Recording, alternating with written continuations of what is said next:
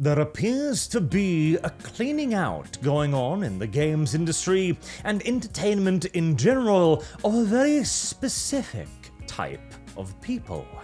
Now, I'm sure you all know by now, of course, that 2024 was a bit of a bloodbath for gaming in general, and it came hot on the heels of 2023, which wasn't exactly a dance on roses when it came to remaining employed in the games industry either. And yet, now that we have a little bit more data, one very interesting thing emerges. So, GamesIndustry.biz here made a survey, and they had a fairly well thought of publication on the internet within the games industry, particularly amongst the more progressive elements. They made a survey of 3,000 people to see who was being affected by the layoffs, and they happened across something very, very interesting. If we go down here, 19% of game narrative devs surveyed were laid off in 2024. That is by far the highest number of any single group within games development laid off. Nearly 1 in 4 game narrative developers were laid off in 2024. Now, I know why that happened, but I'm surprised the games industry noticed. Now, before we get too crazy here, you may be wondering, what is a games narrative developer? Is he the guy who writes the story? No, not quite, but I'm sure you've heard of a rather famous company that does just that. Yes, precisely. Award-winning team of writers and narrative designers who help make stories better. And now you're beginning to understand too why this particular group was targeted for firings. I'm just surprised that the game industry actually noticed the giant gushing wound in their abdomen, as this is an industry rather famously able to ignore even the most blatant of disasters until it's long since overtaken and trampled them into the dirt. As a narrative designer is basically the guy who takes all of the things from everybody else, the script, the dialogue, the programming, all of that stuff, and builds it together into a cohesive whole, or at the very least, that's the idea. All too often, this is the guy who takes something that might otherwise be perfectly okay and then tweaks and twists it just a little bit to be better, quote unquote. And, well, there's been some rather high-profile failures of this type not too long ago. Unknown Number 9, for example, was a flop, or, well, actually, can we even call it a flop? Evokes like a soundscape, you know, of a giant splash or a embarrassing fart or something. This didn't even have that. It released. Nobody cared, literally nobody. Hell, even the people who were covering it specifically just to go, oh, hey, this Sweet Baby Inc. thing flopped. Even they barely cared, beyond saying, yeah, it was a massive failure. There you go, don't associate with Sweet Baby Inc. It's literally the devil. There you are. And left. And this was supposed to be a franchise. They had planned for multiple games, TV series, even movies, apparently. Optimistic. And now the games company that was behind it has just given up completely. They've cancelled all future development, they are abandoning the franchise ideas, it simply is not worth pursuing as they now cling to life in desperation that they might somehow eke out a continued existence. And we've got other examples as well. Dragon Age the Veilguard too. One of its directors here, Corinne Bush, the game director of Dragon Age the Veilguard, which is kind of the narrative designer, but on a grand scale, not just putting the pieces together technically, but working the world overall, building it all together, had left BioWare. Bush's exit is said to be unrelated to the Veilguard's commercial performance. Yes, in the same way that my shit is unrelated from my asshole. No, one is produced by the other in this case, and I very much so doubt that Bush's exit was entirely unforced, shall we say. And this comes hot on the heel of a bit of a general pushback against certain elements of entertainment. I have also heard quite a bit of buzzing, and bear in mind, these are rumors, as I cannot prove them as of yet, that other major companies are also looking deeper into their more extraneous elements. For example, Amazon has apparently been firing a lot of middle managers and being, well, desperate to fire them, with very generous settlement packages being offered of many, many months of continued pay. I even heard one story about a guy being offered 3 months to quit, and he said, "No, I'm under contract. I can stay here forever." And then they came back, "Okay, 4 months? No. 5 months? Nope. Half a year? Come on, dude." 7 months. Imagine paying a guy for 7 months to not work for you.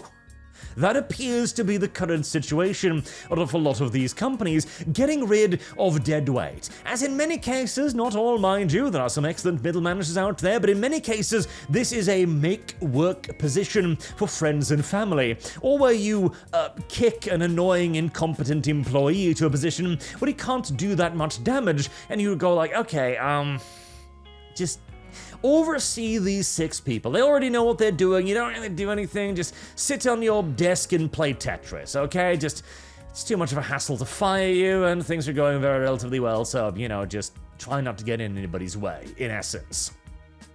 And this then feedbacks as well with the rather large number of games narratives devs as well, because this is a relatively recent thing. I found articles mentioning this that first mentioned in 2006. So this was not like a building block fundament of the games industry or anything like that. And we've also got some other interesting things, also suggesting some casualties on the DEI front. WML here. Now, they are a fun, friendly, and competitive tournament organization for people of marginalized genders. Marginalized genders. Oh, what does that mean? Let me guess.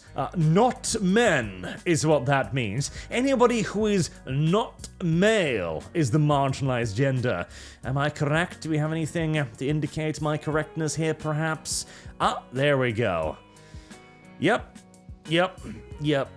I'm thinking I'm pretty spot on that one, right? No surprise there, but they had apparently been receiving handouts from Wizards of the Coast, the owners of Magic the Gathering, and they put out this statement. "We are sad to announce that we have been told by Wizards that they will no longer support the WML program, with either funding or invites to organize play events. Without their support, especially the invites, it is impossible for the league to continue, and there will be no more WM seasons going forward." I see.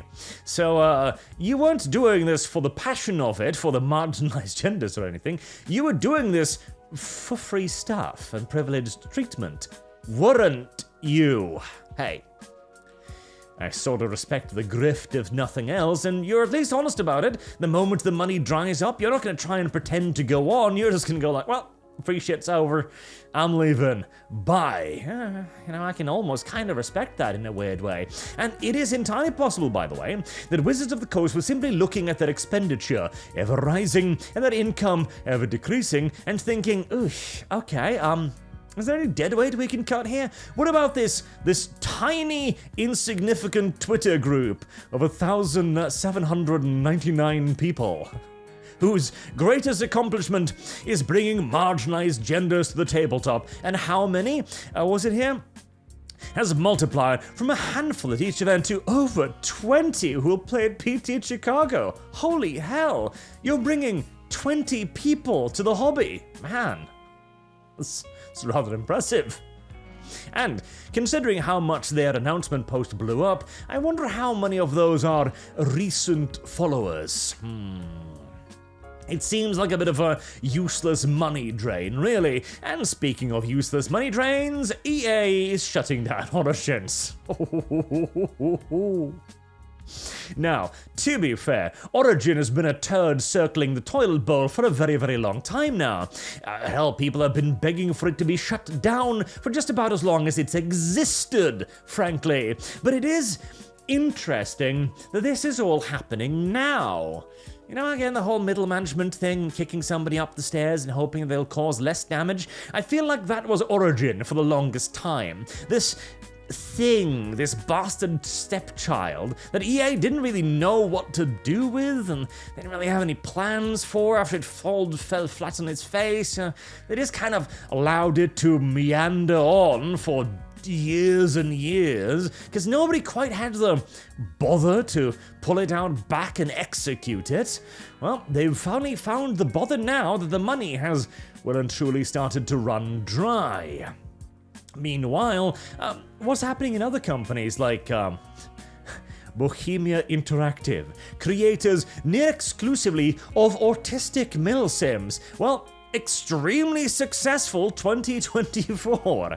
Their revenue jumped 34%, up to a total of 60.8 million, which is pretty goddamn impressive for a game that produces DayZ and autistic mill sims. You'd think that would be a pretty small but dedicated, apparently, fandom, and well, that is exactly the thing. Some companies make stuff for, well, theoretically everyone, but in reality, nobody, whilst other companies who have a fan base, well, they just keep delivering stuff to their fan base, and their fan base keeps eating it up because, well, that's why they're there.